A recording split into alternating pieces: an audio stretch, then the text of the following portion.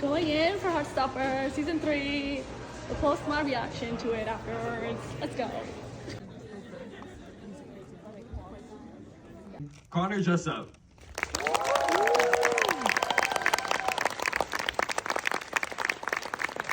Thanks, Drew. Hi. Hi. I'm really happy to be here to celebrate my favorite show on TV right now, and Yes. I'm getting a feeling that some of you probably agree with that. So season 3 of Heartstopper launched on Netflix last week, 5 days ago, something like that. How many of you have already watched the entire thing? Okay. Has anyone watched it more than once? Yeah. Okay, I'm glad I'm not alone. Did anyone else almost drown in a small ocean of tears? Oh, yes. Yeah, I barely escaped my life. I think all really good art, doesn't matter what genre it is or what the tone is or the subject, all really good art is generous. It gives us stuff we didn't have before. It gives us new ways of seeing ourselves, new ways of seeing each other, new ways of feeling or understanding feeling or articulating feeling. It leaves us with more than we had when it found us. And for 5 volumes and 3 seasons now, Heartstopper has been a sustained and quietly radical achievement in generosity. With extraordinary empathy, humor, love, wisdom, insight, and magic, it has consistently left us with more than we had when it found us.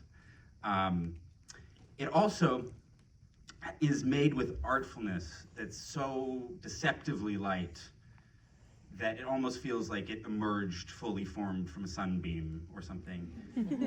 But unfortunately, it didn't emerge fully formed from a sunbeam. It is the result of the very hard and meticulous work of our 2 really special guests tonight, who I am very happy to introduce now. Patrick Walters joined Seesaw Films in 2014 and has been really busy since then. He is currently executive producer across a big slate of television projects for the company, including Heartstopper, The Essex Serpent for Apple TV+, and Sweet Pea for Sky Atlantic. Sweet Pea premieres in 2 days. I think it's on Starz in North America. It seems like a really fun show about murder, so you should probably watch that. While at Seesaw, Patrick has also developed a wide range of television dramas, including The Northwater for BBC 2, Slow Horses for Apple TV+, and State of the Union. He also has 2 cats, Romeo and Rio. So if you have any questions about that, you can save them. Alice Oseman is an award-winning author, illustrator, and screenwriter. She is the creator of the LGBTQ+ YA romance comic, Heartstopper, and the writer, creator, and executive producer of the Emmy Award-winning television adaptation, which I think you all have heard of. Alice has written every single episode and been involved at every stage of production, from casting to music. She's also the author of several YA contemporary novels about teenage disasters. It's my favorite line in her bio. Solitaire, published when she was just 19. Radio Silence, I Was Born for This, and Loveless, which was a New York Times bestseller. Her books have won and been nominated for a number of awards, including the YA Book Prize, the Inky Awards, the Carnegie Medal, and the Goodreads Choice Award. She was named the Attitude Person of the Year in 2023 and the British Book Awards Illustrator of the Year, and she was just named one of the Time 100 Next People of the Year, which is incredibly cool. Also, as if all of that wasn't enough, she has unbelievable hair, and she's somehow even more generous as a friend than she is as an artist. Alice and Patrick will be coming and joining us after the screening for a conversation. I'll be asking some questions, and then we're going to open it up to everyone, so start thinking of questions now. But in the meantime, please join me in welcoming Alice Oseman and Patrick Walters.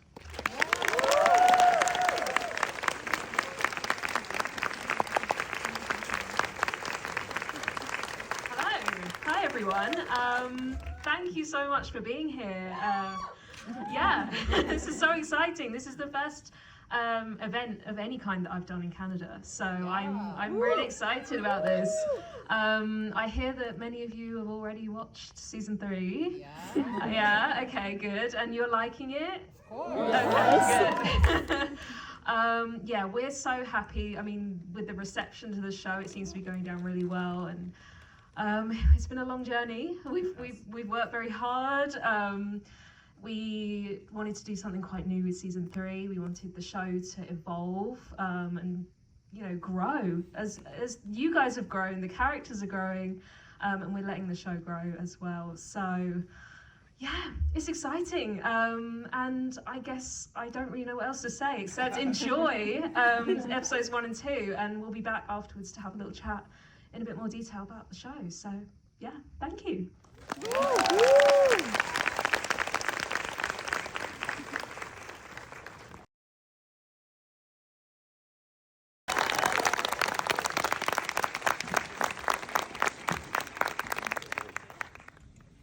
Yes, they're looming over us. Yeah. Always. The first question is, do you get pleasure from making people cry? A little bit. Have you checked in on that? Why shouldn't I? No, but I think maybe I'll start really big, which is you've been working on this story in one form or another for 8 years now, since you started publishing the comics, and the characters you've been working on even longer. So I guess, when you wake up in the morning to work on this, and it's hard work, you're still working on the comic, you're still working on the TV show, what is it about Heartstopper? What is it about these characters that makes you want to get out of bed and get back to the computer, get back to set, after all this time? I think at this point, I've known them for so long. It's been 8 years I've been making the comic, but it's actually been 12 years since I created these characters.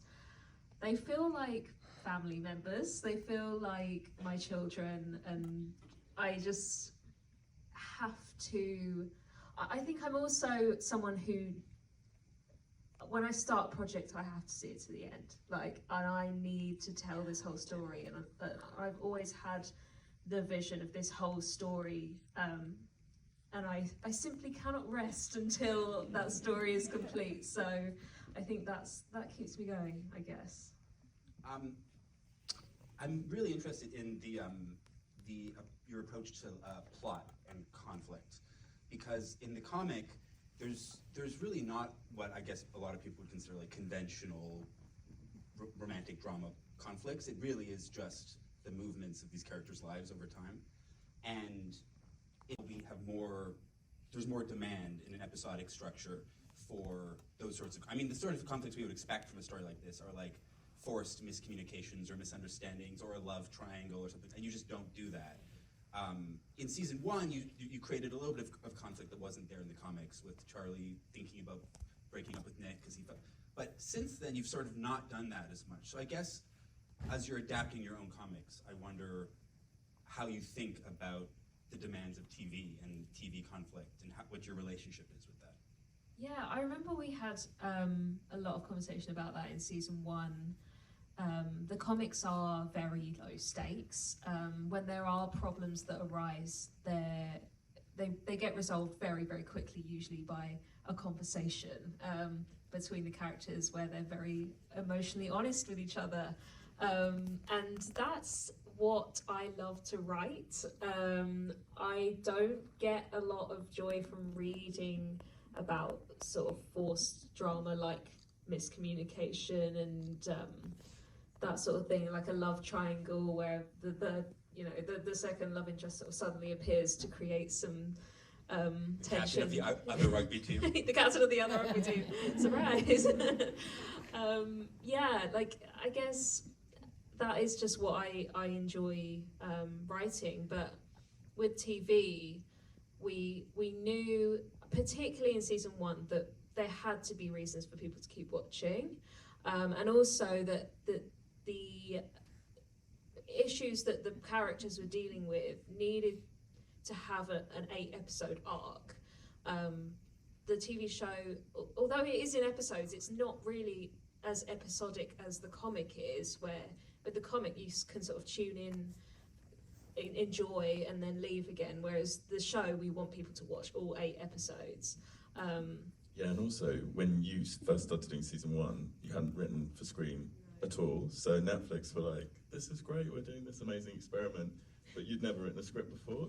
So there was more pressure, certainly, I think, in the process to come up with those kind of hooky, dramatic. Well, I guess that's the question yeah. too, is like, do you feel now that you're 3 seasons in and the show is Definitely. liked, do you feel more comfortable leaning into the format of the comic?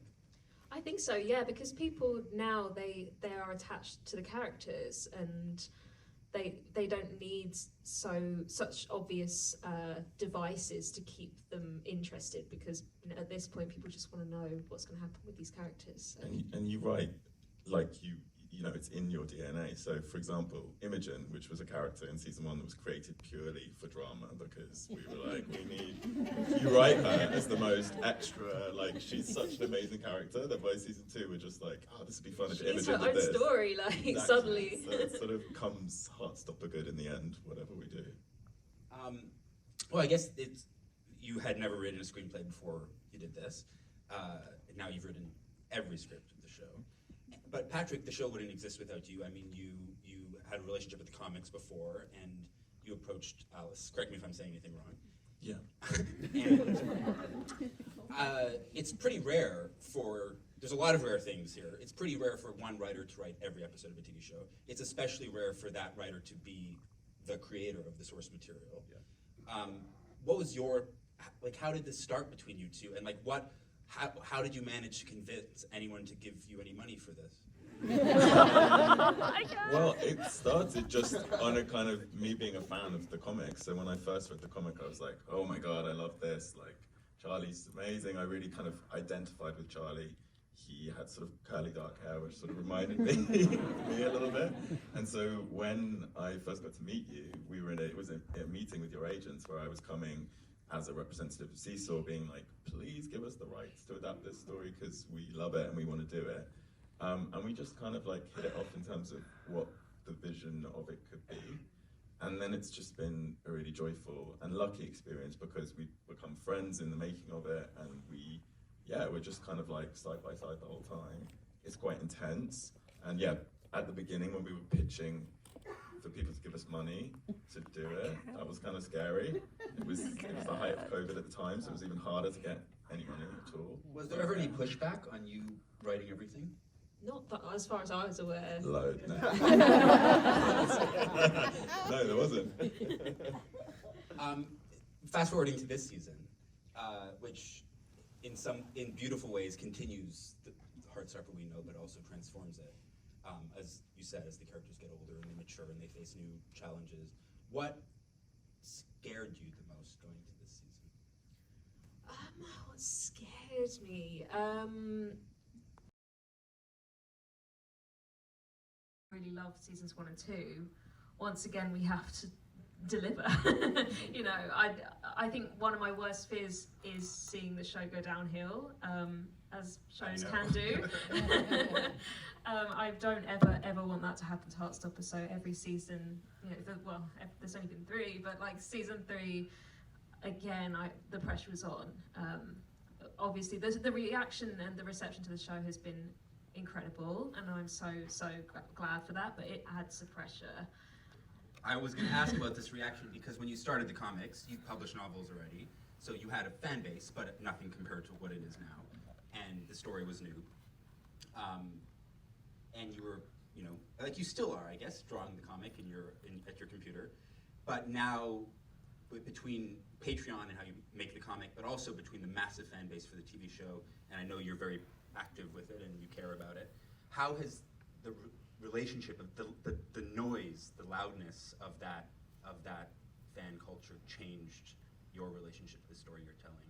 And is it hard, or do you ever feel like you get lost a little bit in or that it's tricky to stay on track to tell the story you would tell even if they weren't there? I mean, I used to be able to read every single comment on the Heartstopper webcomic and reply to messages and comments, and I just can't do that now because there's too many people reading the comic and now enjoying the show as well. And with that, there are positives and negatives, I'd say. You know, the having so many people care about your story is amazing. Like, it's just so wonderful to feel so much love. Feel the love that I feel for the story from so many people is incredible. But that also comes with people have so many different opinions about the story, and it's ultimately impossible to please everyone. There's always now going to be a lot of people who don't like what I write, and how the story evolves, and there's I wouldn't say a lot. well, okay, maybe, I don't know, but you know, there will be those voices there that will be easy to find, and that's scary, and it's hard. Sometimes it is hard to refocus on what I want to do, because that's really important, that I'm able to stay focused on what I want the story to be and not get caught in this spiral of trying to please the readers, even though I want to please the readers in some way. That he did in season 1. So yeah, just the sort of the interchange between the actors and the characters that you write. I think for me it's very easy to separate the comic and the show in my mind. When I'm working on the comic, I'm not thinking about the actors really at all. I'm not thinking about the TV world of Heartstopper. I've still got my own drawings in my head, if that makes sense. But with the TV show, when I'm writing the scripts for the show, I'm absolutely thinking about how the actors are going to interpret the words, how they're going to say them. I can really, especially now we're so far into this process, I can imagine how they're going to say the lines, and that's really helpful, because I feel like the scripts that I write are a tool for the actors to use. Whether it's behind or in front of the camera, what is the energy you would like? How would you describe like a Heartstopper person? Like someone like this person will be right in our team. Well, it kind of started when we did the open casting call for season 1, and we were working with Daniel Edwards, who's our casting director. And it's tricky when you're casting, you know, young actors in these roles. And he wrote this amazing little blurb on the call out, which was like, you know, this is an LGBTQ-led show. This is a safe space. We want you to know that, like, we accept everyone in this space. You know, but it is an LGBT space, and if you're coming in, you come in as an ally or, you know, as part of the LGBT community. And I think that just set the tone for the 3 seasons, and we don't have to try very hard, because people have such reverence for your source material, they know what it's about, and they're all just really excited to be a part of it. So that's been the fun of it, honestly. Yeah. Also, when thinking more about like the crew, thinking about like when we were considering directors, and in season 3 we had a new director, finding people who just get it and like understand the story and understand the tone of the story, the sort of gentleness and the sincerity of what Heartstopper is. I think we've found a lot of people in the crew. I wonder if you could just like walk us through what the process of how you choose songs, how much is In the script or in your mind before you shoot, how much comes out through the edit or through a music supervisor? Like, how does that happen? It's very us, isn't it? It's like when I'm writing, when we're in that sort of very first stage of a season, we always make a playlist where we're just adding any songs that we think of that remind us of the story, and we think, oh, that could be a good song that we could use somewhere in the season. And then I think occasionally we have a song in mind for a particular scene, usually not, but sometimes we do. And then in the editing stage, that's when we pick the songs, and it's usually we send the playlist to the editor and they pick the songs from that, or they find something with a similar vibe, and then we share our opinion about those choices. And it can get quite stressful because they run out, there's so much music in the show now, and sometimes the playlist isn't long enough, and so you get the editors being like, can you add some more stuff to the playlist quickly? And Alice and I are like, and like trying to add stuff in. That's when you need Smart Shuffle, yeah. Yeah, well they always they have a few artists, if they get really stuck, it's like Wolf Alice, Baby Queen, and they keep cropping up again and again because they just seem to work. What are the gays listening to? Is there a song that you really, really wanted to have in the show that you couldn't for whatever reason? Yeah, there is. I mean, What are you allowed to say? I don't know what you... I'm thinking of Lord. Yeah, we did. And I love Lord.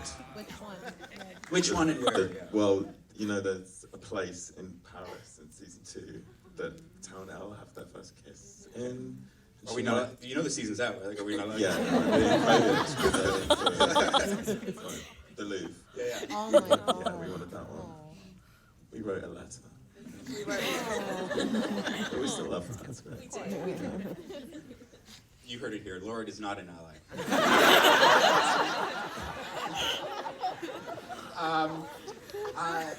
One of my favorite parts of this season is Isaac's storyline, which is an addition from the comic.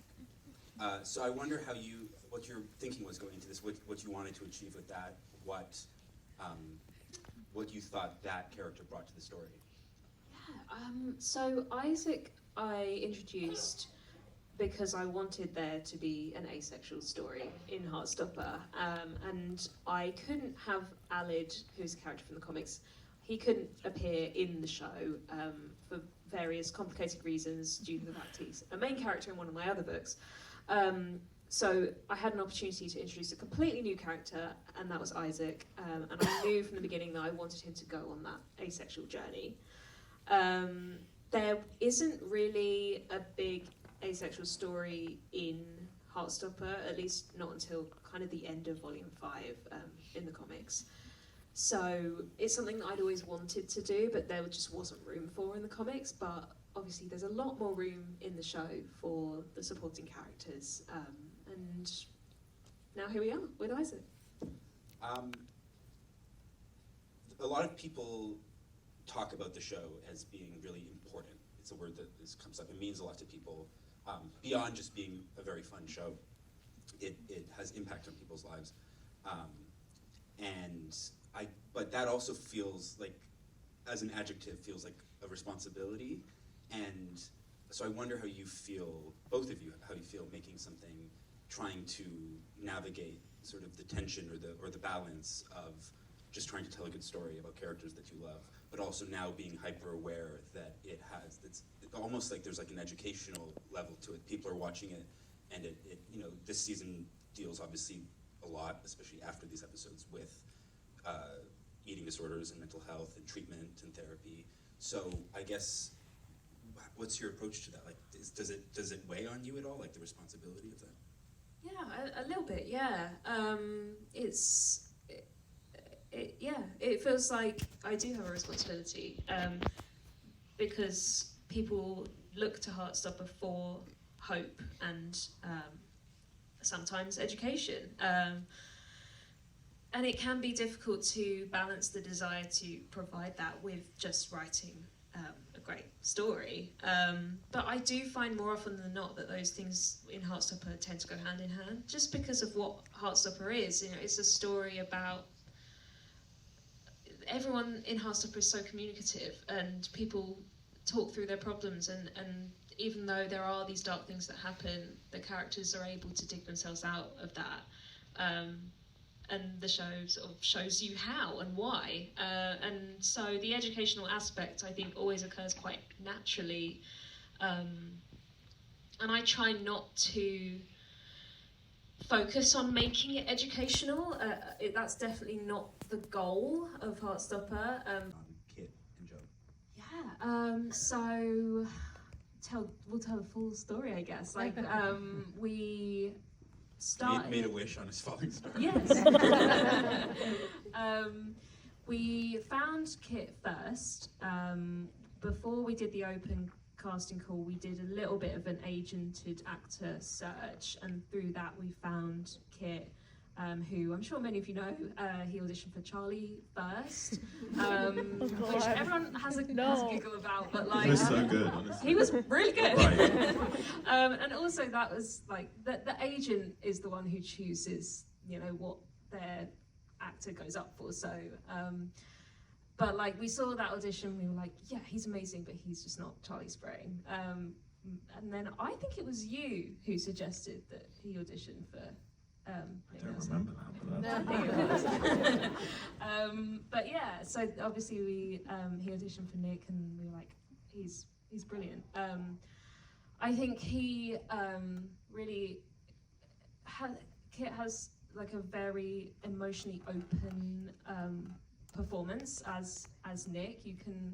He feels so kind of vulnerable and emotional, and like you just care about Nick Nelson so much. And he was also really different to like most of the people we saw for Nick Nelson. He was always really surprised that we thought he'd be the perfect Nick, which I still can't understand. He does still say this. Yeah. But yeah, he's so open-hearted and he's so sensitive that it just made so much sense. Yeah. So then a little bit after that, it was like must have been a couple of months after that, we did the open casting call, and through that we found Joe. And this was all through Zoom as well, so all these auditions were on Zoom, which is very weird. But he, like, I found that a lot of people who auditioned played Charlie as very shy, kind of reserved,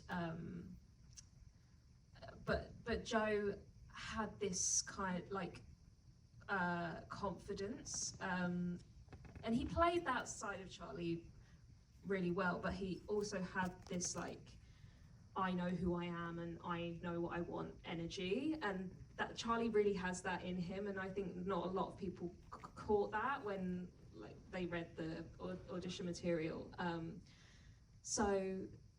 And he sent in a self-tape to the open casting call, and I could just see Charlie. He was the only one who did a sort of like message to camera that was like, I'm Joe, I'm at school, I live in the Isle of Man, I've just come out and like it's been really rubbish, or like whatever it was that he said.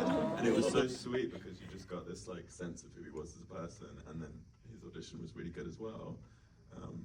Yeah, he made an impression. Okay, we only have time for a couple more questions.